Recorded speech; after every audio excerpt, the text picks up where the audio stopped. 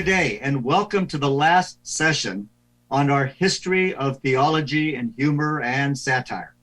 We've raced through so many different periods and so many different kinds of humor that this last session is going to focus on just two people. Now, there was an off-Broadway play called Freud's Last Session, in which an imaginary meeting was made for C.S. Lewis and Sigmund Freud, and they exchanged ideas. Steve Allen also kind of wrote a book called The Meeting of Minds. In The Meeting of Minds, he put together two people, lots of people, and they talked about different ideas. And so today what I'm going to do is have C.S. Lewis meet Stephen Colbert, probably one of the great Christian humorists of the 20th century, meeting one of the best of the 21st century. And both of them play the fool. And Lord, what fools these mortals be, as we'll see next. Now, I'm going to look at their similarities. Both of them share many common moments. In fact, one of the first things we find about them is both lost a parent when they were about 10 years old. For C.S. Lewis, his mother died of cancer, and it was a traumatic event that began to kind of shape his understanding of suffering in life. But next we see, too, that Colbert's father and two brothers, Peter and Paul, were killed in a plane crash. And he was one of many children, you see. They're good Roman Catholics. And he talks about the days following the death of his father and brothers. And he said, in our house, the shades were down, and his mother wore a lot of black. It was very quiet in the house, and she was a daily communicant at Mass. And many times he said, I was too. But it was a constant search for healing. And he said, my mother gave that gift to us all. I am so blessed, he wrote, to have been the child at home with her. So both of them went through this time of grief and suffering, which becomes a foundation for the kind of laughter that will come out of them. But next we find they're both outsiders to their environment as well, as both of them are Irish. So it's like an oxymoron that George Carlin talks about. Remember George Carlin's Jumbo Shrimp or Greater Cleveland, two words that don't fit. And so you have these Irish boys that really are out of place. Lewis was one in Oxford, an Irish boy in Oxford. But we look next and we find that Stephen Colbert, born in Charleston, South Carolina, which is kind of the Dublin of the South, moves to New York and then to Los Angeles. And so they're both outsiders. Next, both of them sought to escape school bullies. For Lewis, he was a boy who had no joints in his thumb and so couldn't enjoy sports. And he would hide out in the library and read. And he said, worst of all, there was my face. When I tried to look very humble, people thought I was looking insolent or truculent. And so I was in trouble no matter what kind of expression I'd put on my face. And next, like Lewis, Colbert wasn't too popular in his new schools. He said, I was beaten up on a regular basis. He wasn't one of your typical guys. And so he said, what I learned to do is not just want to dance, but he learned to use jokes. He learned to use humor. And for what it was worth, there's another short person here, your host, who had to use humor to survive during middle school as well. Now, next we find that they both found sanctuary in reading. As we mentioned about Lewis, he would escape the games and the bullies and the tarts by going to his library. And there he read book after book, particularly the Norse myths that he loved about Odin and Wotan and Balder the Beautiful. And so too, Stephen Colbert would read particularly books like Tolkien, based on the Norse myths. And he said, when I read books is to escape. It's so I don't have to talk to people. Now, next, we find that as young men, both of them lost their faith at an early age. Both of them have conversion stories. The story of Lewis is the portrait of an Irish poet as a young atheist. He said he learned to be flippant. He learned to smoke. He learned to drink. He learned how to be fashionable. And his dancing mistress kind of stirred red hot blood in him when he looked at her and what she taught. And so he began to give up whatever faith he had. He became a Freudian. He became an atheist. And he began to kind of have that post-World War I sense of angst and uncertainty about life. Next, we find, though, however, he started reading people like George MacDonald and G.K. Chesterton. And he wrote in his autobiography, Surprised by Joy, that a young man who wishes to remain a sound atheist cannot be too careful of his reading. There are traps everywhere in that literature. Or as George Herbert, the great poet, wrote, Bibles are laid open, millions of surprises, fine nets and strategies of God to capture us. The hound of heaven is after us. And Lewis, after reading people like Spencer and Shakespeare and Milton and Chaucer, began to conclude God is, if I may say it, very unscrupulous in the way he tries to capture us. What happened next was, for Lewis, he had several friends that he met at Oxford when he was a don. And they were Roman Catholics like J.R.R. Tolkien and Anglicans like Hugh Dyson. And the men would get together and share their literature, share their writings, share their humor and their nonsense. But Lewis slowly began to move into the camps of theism. And one of the most significant nights was in September 1931, when he would walk on a place called Addison Way at Magdalen College. And next you find that as he walked along this tree-laden place in September with the leaves rushing around, they began to debate the myth of the dying God. Now, Lewis found it very acceptable to believe that there were gods like Osiris and the corn god, the wheat god, all of these gods, Balder the Beautiful, who die and then come back to life. It was a wonderful myth. But with Jesus, he had problems. But here, Hugh Dyson and J.R.R. Tolkien began to persuade him that this idea of the dying God as a myth may have happened once historically. It may have actually been a fact. And so you have the myth become fact. And as they were walking along this tree-laden path, Addison's Way, all of a sudden there was a rush of wind. There was the Ruah, the Pneuma, the Spiritus, the raising up of leaves that began to kind of stop Lewis. Now, next we look at Colbert, and he began to look at the portrait of a young actor as an atheist.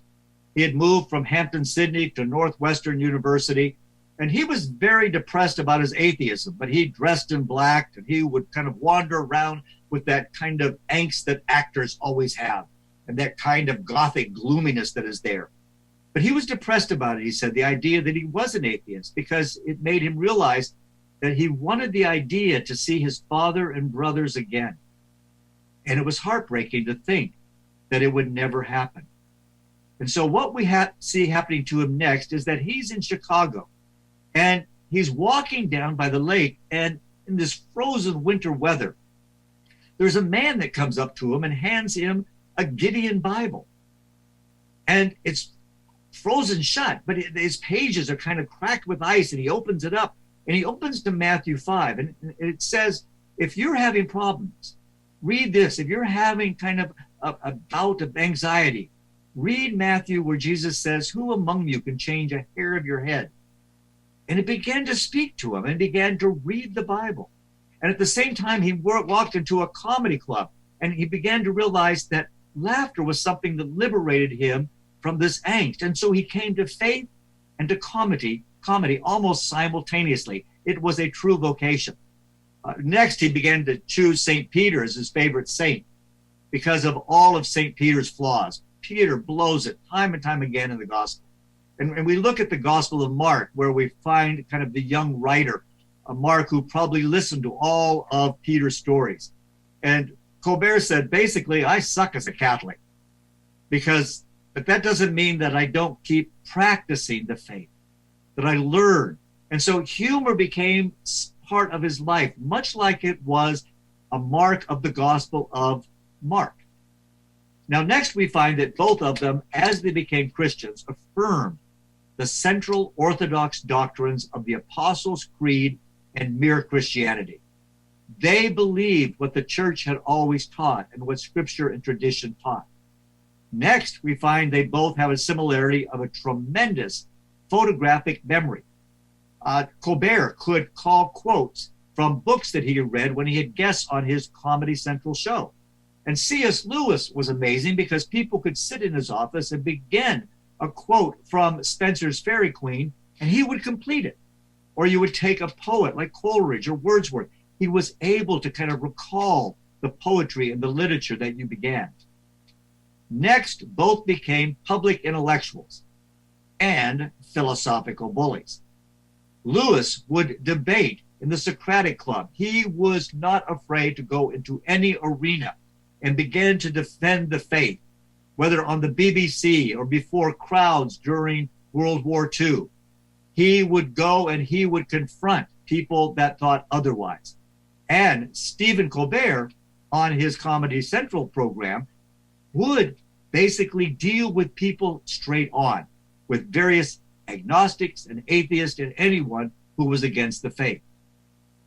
Now, next we find as philosophical bullies, Lewis would even bully his old friends. He said Tolkien was a smooth, pale, fluent little chap who only needs a smack or so now and then. And for his friend Charles Williams, who he often described as looking somewhat like a monkey, you see his photo down there on the far right, he said he's ugly. U-G-L-Y, he's ugly. But those what good friends would do. Likewise, next, Colbert could utterly decimate guests on his program. In fact, there's a story, House Representative Lynn Westmoreland came on his program and was talking about the need for the Ten Commandments to be posted in schools, in courts, and everywhere. And so Colbert asked him, he said, well, can you name the Ten Commandments? And Westmoreland said, thou shalt not kill, thou shalt not steal. And Colbert responded, well, we first need to learn the Ten Commandments, don't we? Next, we find that other friends like him, Amy Sedaris, recognized what she called the bully bull Taurus in Colbert. He would confront anything that he saw as cant or hypocrisy. In fact, next, when you look at the Colbert Report show, it opened with this wonderful bravado of all of these kinds of terms, of patriot, of invincible, star-spangled, all beef. But there was one word that was thrown on that was almost inscrutable for secular audiences, and that was sanctified. What is Colbert saying? And he uses this indirect communication to kind of sneak in theological ideas. Next, both celebrated male camaraderie. Male friendship is very essential to the male psyche's health. You need male friends with whom you can mock and debate and tease. And there are different kinds of love for men with men and men with women. And here you want to have this kind of filial friendship in which ideas can be expressed without a fear of offending anybody else. Next, we find Lewis also defined first friends and second friends. First friends are those with whom you have the same interests, whether it's stamp collecting, golf, or literature, and you agree on almost everything. But then there are second friends. Second friends are the kind of people with whom you have the same interest, but you're approaching it totally different. It is, Lewis suggests in the book called The Four Loves, like a wife. The two of you agree because that's what brought you together. You're friends there, but your perspectives are totally different. Now, next we find that Lewis did go with his friends called the Inklings at pubs like the Eagle and the Child, where they would sit in the back rooms and they would read their literature and they would share ideas. In fact, next we find kind of this image of Lewis with the Inklings at the Eagle and Child.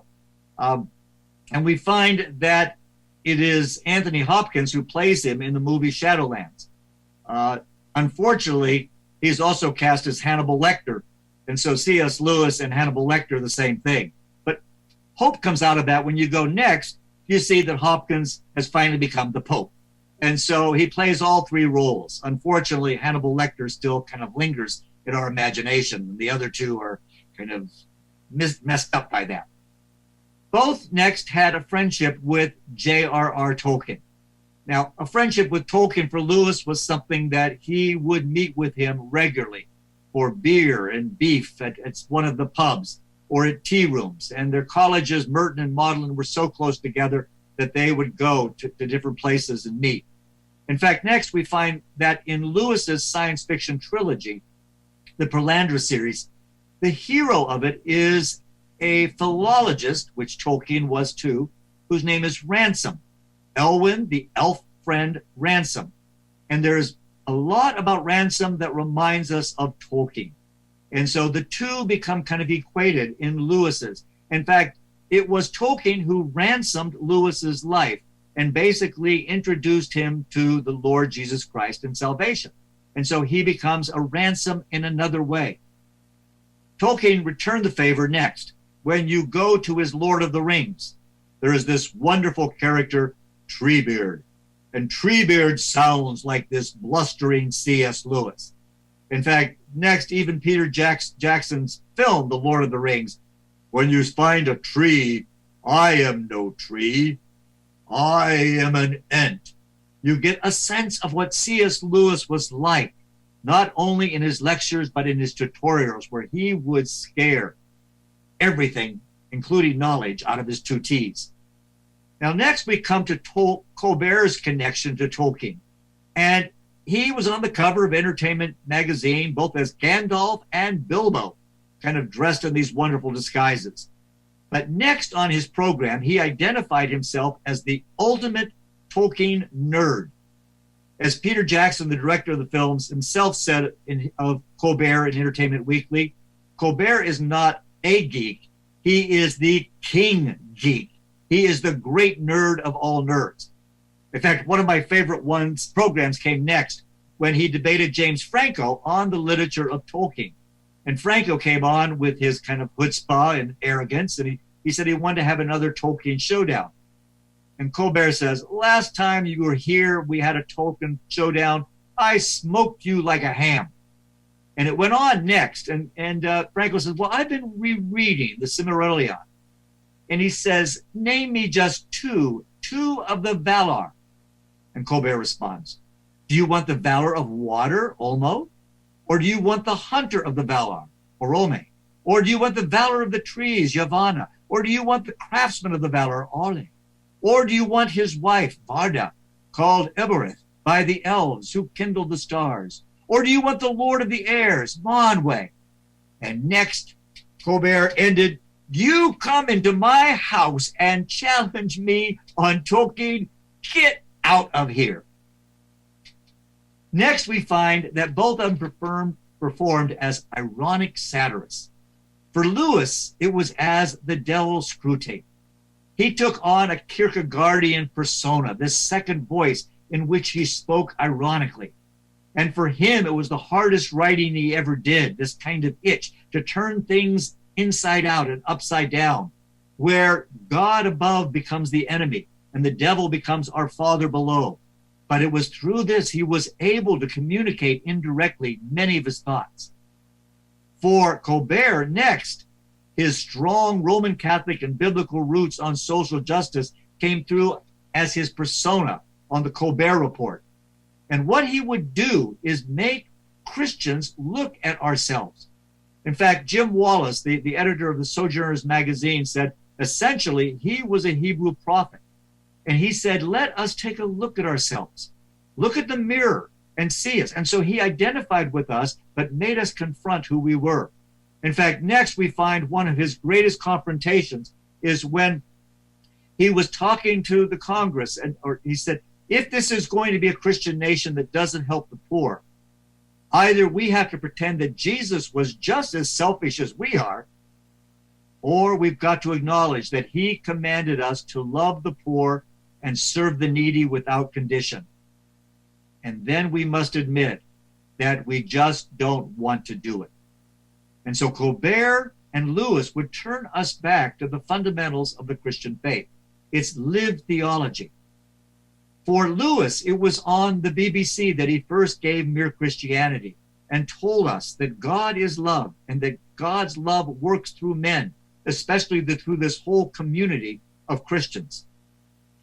Now, what that did next was create suspicion for both of these characters. And both of them were viewed suspiciously by other Christians. often for smoking, drinking, and naughty language, or political views. In fact, there is the great story of Bob Jones Jr., the fundamentalist, who went over to Oxford and actually sat down and chatted with C.S. Lewis. And he came back and he said, that man may smoke, that man may drink, that man is still a Christian. Or there's the story of the teetotaler who came upon a group drinking and admonished them. He said, I would rather commit adultery than drink what you are drinking. To which the retort came, so would we, but we have to be satisfied with our beer. Now, Lewis was looked down upon, but so was Colbert. Nevertheless, next, both of them had these pulpits. Lewis would often give sermons at the University Church at St. Mary's in Oxford, where he gave sermons like Learning in Wartime, or his greatest sermon ever, The Weight of Glory, where he sees that our neighbor is most sacred next to God himself. And Colbert on Comedy Central and now The Late Show, they have their pulpits. And like all human beings, sometimes they misspeak from the pulpits, but they still proclaim the faith. What they do next is what I enjoy, is they both mock the apostate hierarchy of the church, particularly the Episcopal Church when it goes astray and it does too much. And I'm an Episcopal. And so you find in The Great Divorce by C.S. Lewis some very hip and fashionable Anglican clergy who follow culture rather than tradition and scripture and the Holy Spirit. Next, Colbert would satirize the same arrogant Episcopalians. In fact, when one would come on and say, joining the Episcopal Church is like advanced placement religion. It's for thinking people. And Colbert would retort, so I guess that means that atheism is for people smart enough to test out of it. And so the arrogance of Episcopalians would come through. But next, both of them would celebrate the Jewish foundation of the faith. And this is so important when anti-Semitism raises its ugly head. And Colbert would recognize that which was Jewish and see Jesus was a Jew and all the disciples were Jewish and the people who wrote the New Testament were Jewish. Lewis next, too, would also write his reflections on the Psalms, where he tried to understand the Hebrew mindset and this kind of joy and buoyancy and the energy, the fecundity of the Psalms. And he would see in the Jewish gratitude for God a model for all of us. In fact, next we find that Lewis in 1933 would write letters denouncing the Nazi leader, Adolf Hitler, as he came to power. And this is way before Kristallnacht, or before everything that Hitler did. But he would see the fascism of the National Socialist Party in Germany as something that was intrinsically evil. And he would write it into his fiction. Even his first kind of fictional allegory, The Pilgrim's Regress, where these fascists are there. And he sees what is coming. He is prophetic in that sense. Next, he wrote in The Great Divorce, he celebrated a great Jewish saint, Sarah Smith, an ordinary woman that is followed and celebrated by the angels and by all of her pets. And later he will marry the Jewish author who becomes converted by his writing, Joy Davidman. Colbert next would deal with kind of the Jewish idea in a different way. And it was his Yahweh or No Way segment.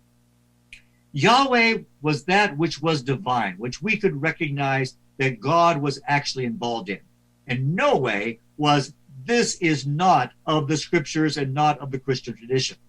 For example, Moses at the burning bush was Yahweh. The Wizard of Oz is No Way. And so he looks at different things going on in the church and he says either Yahweh or No Way. One of the things he looked at was a news report about a minister who was recommending that his parishioners have sex 7 days a week. And so he performed a sex experiment on the roof of his church where he and his wife were in a bed. And Colbert said, wait a minute, this is the church, this is the steeple. No, that's not the steeple, that's something else. And he says, you can't look inside and see what's going on here. And he said, and we know this is not Yahweh, this is No Way, because God said at least on the seventh day, you need to rest.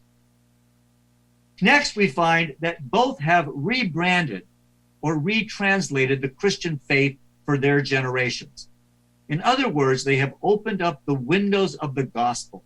They have shown us the love of God with a fresh breeze coming in. And particularly, both of them bring in this original virtue that we've seen many lectures ago of hilaritas, of hilarity, of joyful cheerfulness and gratitude for what God and what Jesus Christ have done.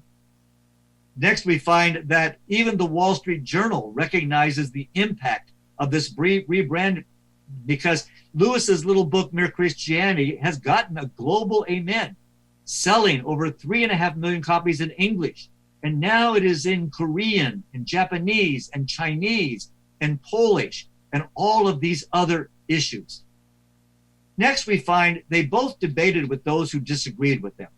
We mentioned Lewis started a debating club in Somerville College, the all-women's college. And so he was one of those male Oxford dons which would go and actually engage in women scholars and build them up, not as kind of a chauvinist who stayed away from helping them. But Colbert on the Colbert Report, now he had this one argument with an atheist, Philip Zimbardo, who wrote The Lucifer Effect. And his idea was that God created hell. Paradoxically, it was God who created hell, he said, as a place to put Lucifer and his angels. And had he not created hell, evil would not exist. And Colbert just looks at him as one of the great early church fathers would. And he said, basically, what happened was Satan used his own free will as an angel, and he abused it by disobeying authority. Hell was created by Satan's disobedience to God, and so he was purposely removed from God's love by his own choice. And next, he began to argue even more. Evil exists not because God invented hell, but because of the disobedience of Satan. God gave Satan, the angels, and man free will, which is what hell is, removing yourself from God's love. You send yourself to hell. God never sends anyone to hell. God does not send anyone there.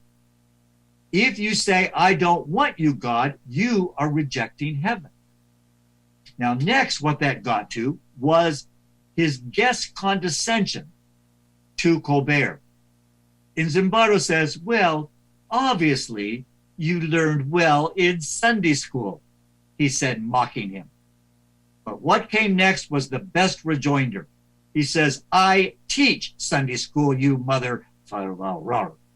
And so he put Zimbardo back in his place with Zimbardo's language.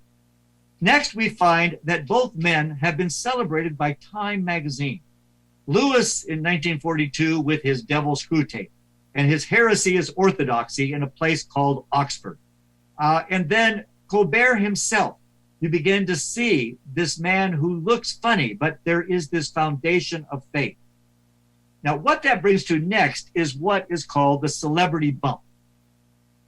If you are running for office or you're selling a book, if you use either one of their names, Colbert or Lewis, you will get a bump. You will get extra status. In fact, next we look, and here's Colbert who gives his bump, just even on his show, that when his guests come on, they realize they're going to sell at least 1 or 2 more books. Now, the problem of this is that everyone exploits it. So we go next to see that authors are still exploiting the Lewis bump. And unfortunately, I am the author. On the 2 books on the brackets, Surprised by Laughter, it's all C.S. Lewis. And I made a lot of money off of that book.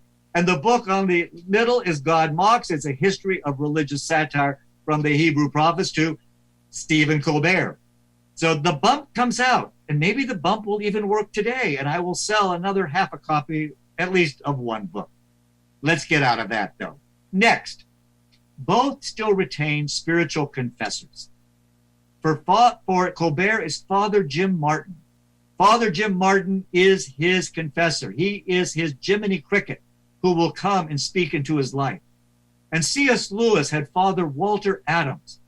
And Walter Adams and he would write letters, and Lewis could confess to him. And I think this is one thing that we Episcopals have lost, that the Roman Catholics have kept. And that is the whole art of confession. That you could go into a priest or someone that you trust and tell every sin that you have. You can begin to kind of confess your vices. And there's something that's so therapeutic and so healing and so liberating and so full of laughter once you do, as having a confessor. Next, we come to the idea that both of them were not afraid to be a fool for Christ. And Lewis in Oxford was not afraid to really affirm who Jesus Christ was. He wrote in Mere Christianity, a man who was merely a man and said the sort of things that Jesus did would not be just a great moral teacher. He'd be either a lunatic on the level with a man who says he's a poached egg, or else he'd be the devil of hell. You must make your choice. Either this man was and is the Son of God, or else a madman or something worse. What is amazing is that many people who would go to the Bible or go to Lewis find that reason is the way that they come to faith. They take a leap of faith or a step of faith, but people like Mortimer Adler, the great philosopher, or Pascal, or Malcolm Guite today, or Chuck Colson from Prison Ministries, all of these people began to kind of wrestle with their faith, and they began to realize they had to deal with who Jesus was. Next, we find that both are challenged by the political and educational establishments with who they are, what they stand for. One of my favorite sections in the program was Paul Begala, who was trying to work with Clinton. And Clinton was full of a lot of effusive language and would talk on and on and on. And Begala wanted to teach Clinton how to be very concise and succinct with his ideas so he could sell it. And he said, you need to be like Jesus was. Jesus was very succinct. And Begala was telling Colbert, he says, here, John 3:16. And Colbert just quoted it. For God so loved the world that he who believes on him should not perish but have everlasting life. There, Begala said, 4.5 seconds. And Colbert said, the Christian soundbite. Here you can express your faith in ways that are short and succinct and direct. And Clinton had to learn how to do it. Unfortunately, he learned how to deny his sins in sound bites, but not other things. We get on next. However, both of them had praise of folly. As G.K. Chesterton once said, no reader can accuse me of trying to make a fool of him. I am the fool of my own story, and no rebel shall hurl me from my throne. He became a fool for Christ. And Colbert, too, in the roles that he used to play on the Colbert Report, he was a fool for Christ. And he could be very direct and honest, even as Jesus would look at the Pharisees and say, you look like a whitewashed gravestone, or you look like a cup of coffee after a month. Here are the people who could speak directly and candidly to other people. In fact, next we find that Colbert advised young people, don't be afraid to be a fool. Remember, you cannot be both young and wise. Young people who pretend to be wise to the ways of the world are mostly just cynics.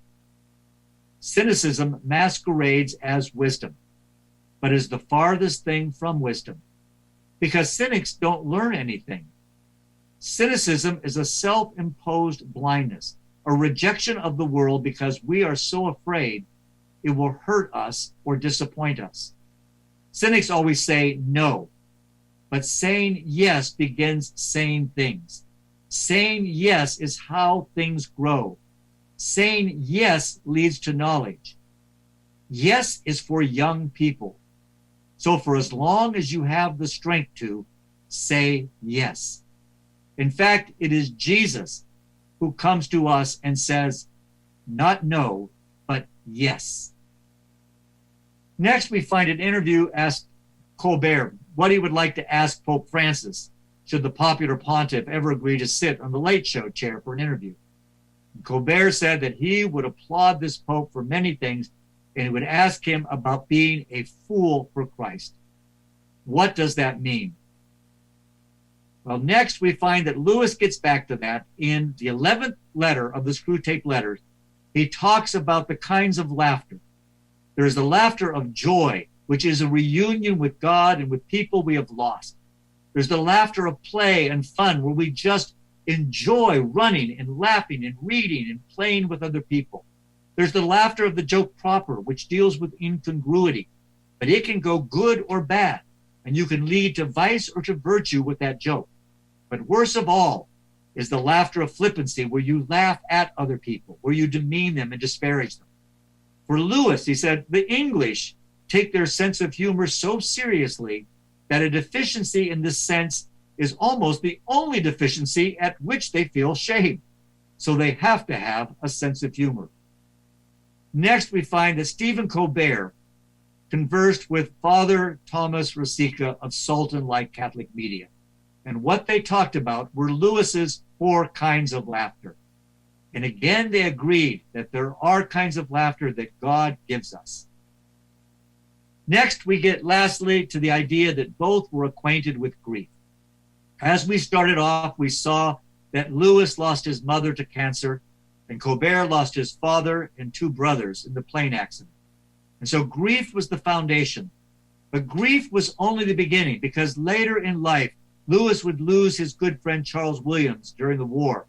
And he would lose his wife, who went through a bout with cancer and was miraculously healed for 3 years and then died. And so both of them observed grief.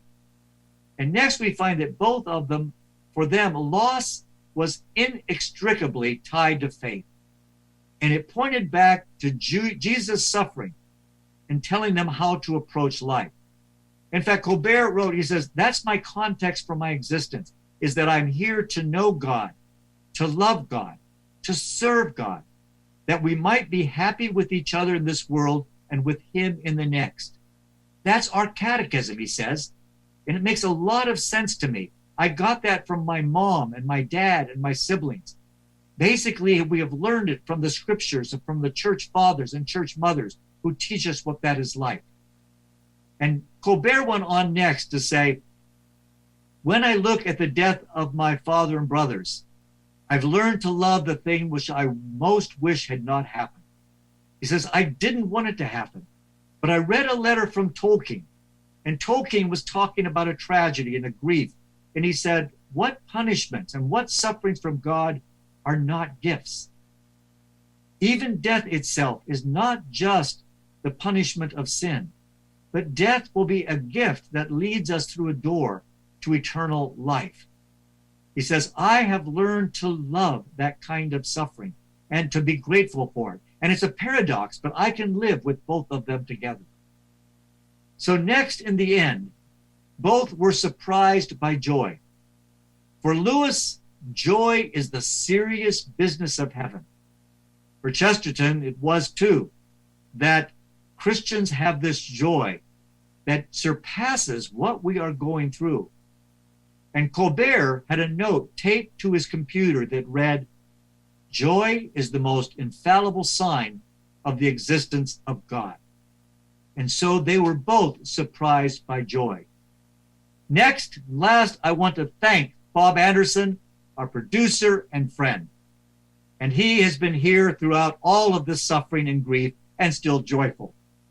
And I go next to kind of a blank screen where I tell you, I come back to me and I tell you one last parable, which is also a joke.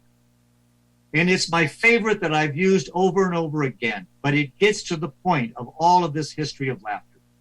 And there was a billionaire who invited all of these people down to his estates in Florida. And he showed him everything that he thought was worthwhile and valuable. His antique automobiles, his precious gems, his Renaissance paintings. But he took all of his guests out to the backyard, and there was an Olympic-sized swimming pool filled with alligators. And he said, I value courage. And if any one of you will jump in and swim across this pool, I will give you whatever you want. There was silence and nervousness, and people pulled back away from it.